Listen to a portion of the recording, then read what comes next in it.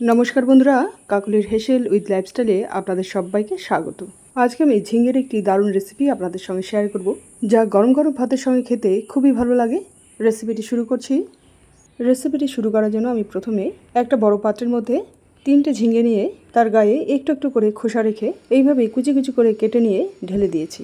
তারপর এর মধ্যে এক এক করে ঢেলে দিলাম কুচনো 2টো পেঁয়াজ, স্বাদমতো কুচনো কাঁচা লঙ্কা, হাফ বাটি বেসন, হাফ বাটি কর্নফ্লাওয়ার,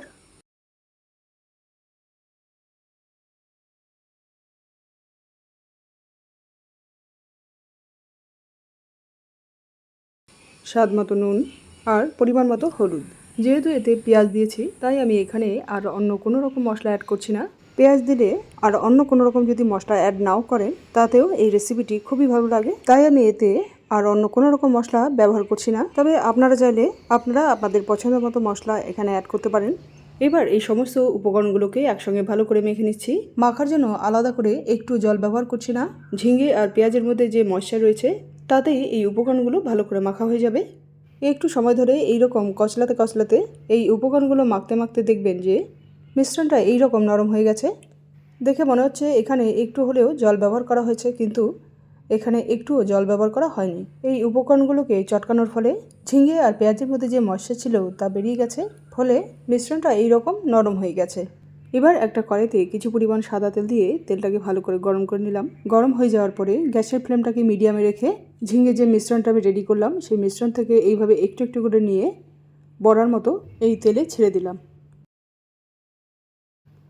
ছাড়া হয়ে গেলে এই বড়াগুলোকে উল্টে পাল্টে নিয়ে ভালো করে ভেজে নেব।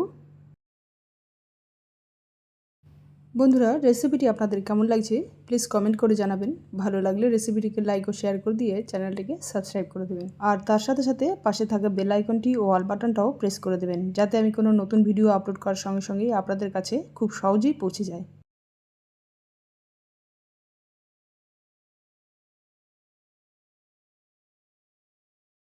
দেখুন বড়াগুলো ভাজা হয়ে গেছে। আমি এখন এই বড়াগুলোকে কড়াই থেকে অন্য একটি পাত্রে তুলে নেব।